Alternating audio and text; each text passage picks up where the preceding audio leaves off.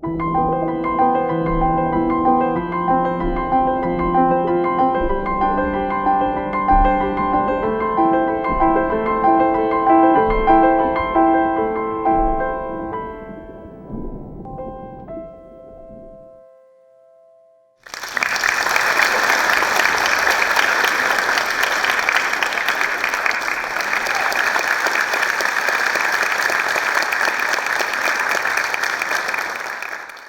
do I start this story? So I was born in Haiti, and it's so funny because when we see the press around Haiti, it just looks so depressing a lot of times. So I'm like the poster boy that was in the village. So when I really think about it, our amusement park, for example, was when the rain and thunder would fall, we all would go outside and I'd be like, yo, al chercher bourrique. Translation, go find the donkey. And the key is now, we would go get our donkey, and I literally would get on the donkey, and we would play a game called I'm Going to America.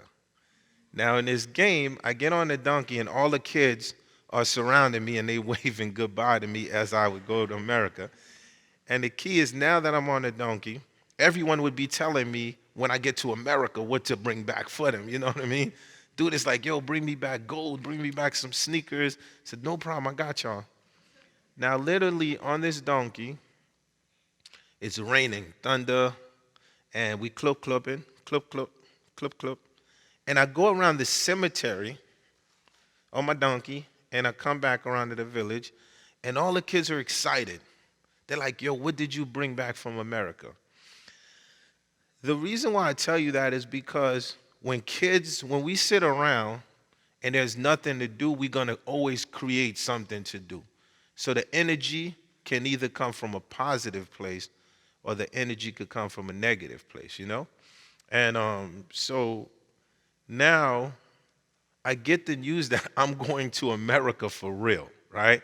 So I really thought when my aunt, who later I found out was my aunt because I thought she was my mother. So my parents left me when I was 1 year old.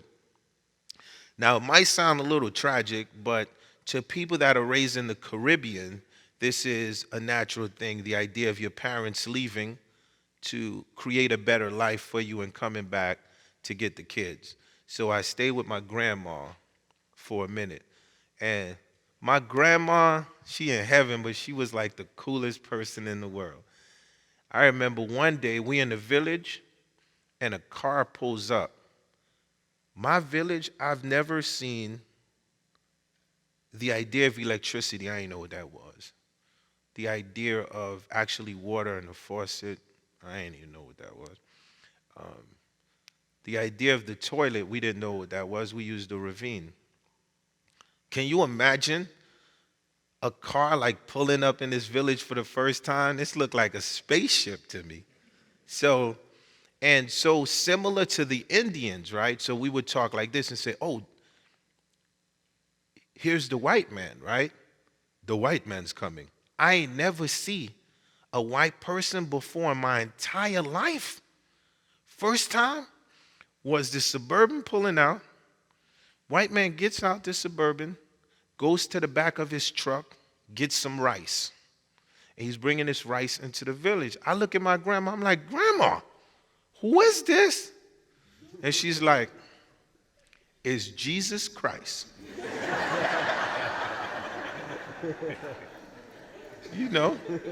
So little Clef, so I'm excited, man. Jesus done come up to the hut. Christ done bought me a bag of rice. And so now I'm 10 years old and my biological parents come to get me and they're bringing me to America. I remember me and my brother, we get to this airport. And can you imagine what this plane looks like to me now, right? The idea of a plane. So now we get on this plane and we're sitting down And now it looks completely confusing because now I see like 50 white people and I can't speak English. So they're coming to me and they're like, sir, would you like something to eat, a drink? And my dad is translating for us, right? And my little brother looks at me and he says in Creole, he goes, yo, who's all of these white people? And I said, stupid?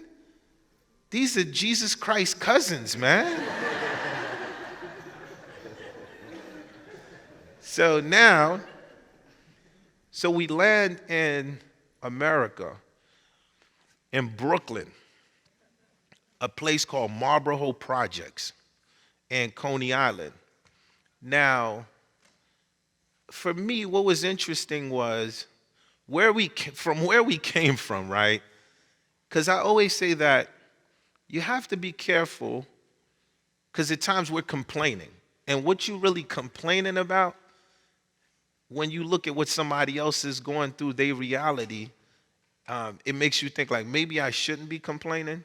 It's because when I got to the projects, I was rich. For me, the projects was the suburbs. The idea of a brick house, I don't care how small that apartment is, you actually could go in and get some clean water. And the coolest thing about Coney Island, I remember, was it had like a carnival. Like it had a whole amusement park. So the contrast of the ghetto, and 2 minutes later, you have this beach. For me, I had two choices. And sometimes people would be like, well, y'all just making an excuse because y'all come from these poor environments. There's like 5 or 6 things y'all could be doing, Why y'all done feel like y'all got to pick up this gun or. But you see, if you was with me in this small project and every other month there was like a body found in the elevator or somebody found on the roof, your first natural instinct is you're going to have to defend your mother, your father, your brother, your sister. This is our reality.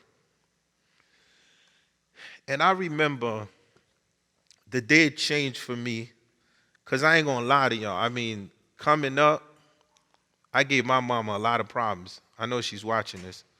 And the idea of let's replace something out of your hands and put something else in it. So the idea of taking a gun out of my hand and replacing it with a guitar, an instrument. For me, I'm very sensitive about this because when I look at the programs that are in schools and when they're cutting like the music programs in the school program, I get terrified at that because for some of these kids, these are basically like their last chance. And I remember my mom was like, that energy, that anger that you have, that I don't want to be here, I don't want to see my mom on welfare, I got to do better, put that in the songs. Start to make this a reality. So for me, there's a documentary, if y'all ever get a chance, it's called The Ghost of Cité Soleil. And it's about the gangs in Haiti at the time when a president by the name of Jean-Bertrand Aristide was getting ousted out of Haiti.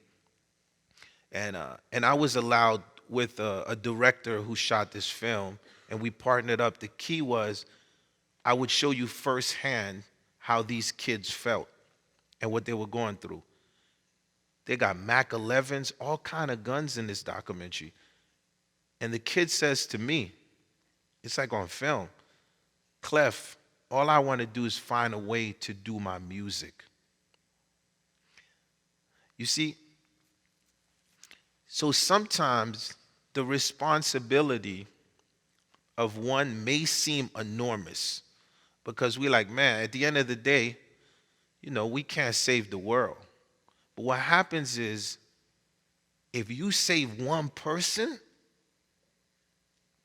then you're part of saving the world because the one person saved me.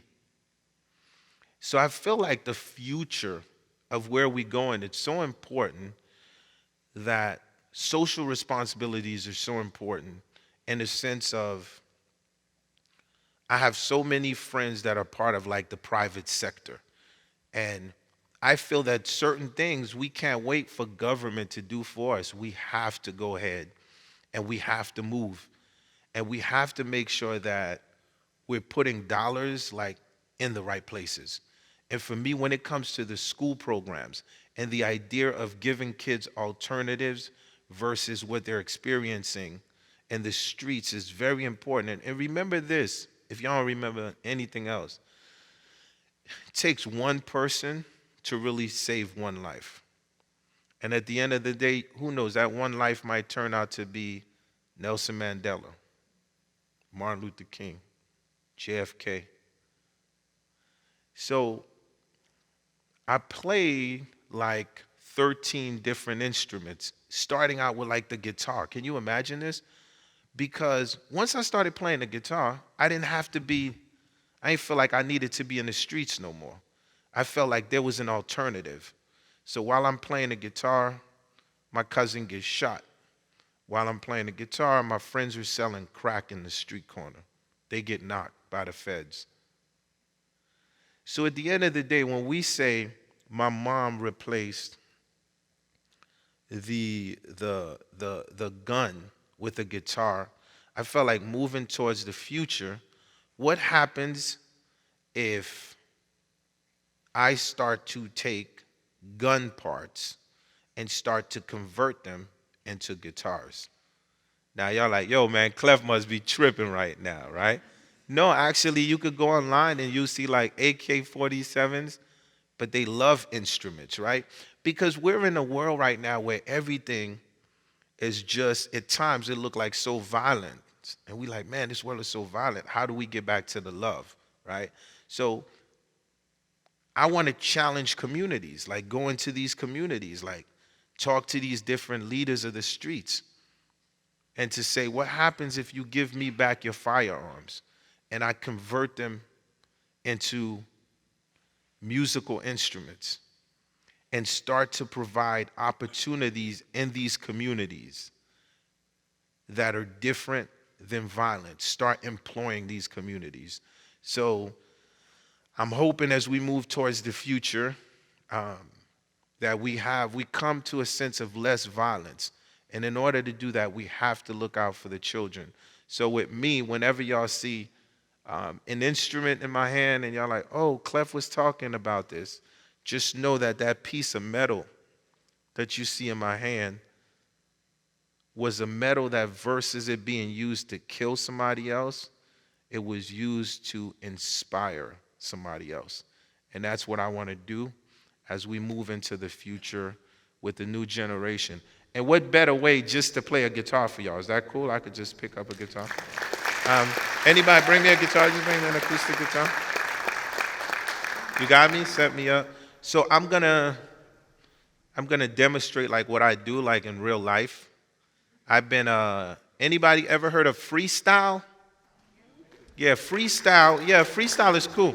It's like wordplay, you know? Like we could just make up words on the spot and have fun.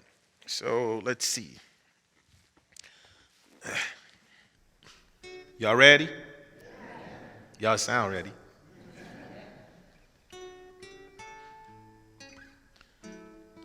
Wyclef at the TED Talk. I don't talk the talk, I walk the walk.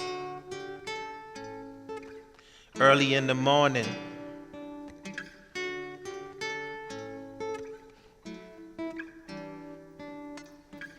Wyclef, I flip the language. Let me freestyle in Spanish. Mira, amiga, buenos días, señorita. ¿Cómo está usted y su familia? Estoy yendo bien en el micrófono. Espero que todos están bien como yo. Early in the morning, y'all still ain't convinced. Y'all might get convinced when I flip it in French. Listen, quand je marche dans la vallée de l'amour, je ne crains aucun mal, car tu es avec moi. Quand je fais l'amour, on m'appelle Romeo. C'est l'histoire de ma vie, toujours à le plus haut. Yeah, Ice Cube in my drink, it's a good day. Seen a drive-by turn into a love parade.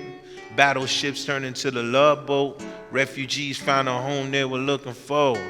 No more robberies, everybody eating. Found a cure for the cancer, no more diseases. No bomb falling from the skyline. Peace treaty, everybody co-sign. Colorblind, we all one people. One love like a Bob Marley sequel. I'm sitting back listening to John Lennon, imagining that it happened. What if I had the gift and I could see the future? I would have canceled the concert out in Nevada. Yeah, real talk, we on borrowed time. Falling from space, sometimes I feel out of place. Words we can't take back, if I could I would erase. Do whatever it takes to show you I appreciate.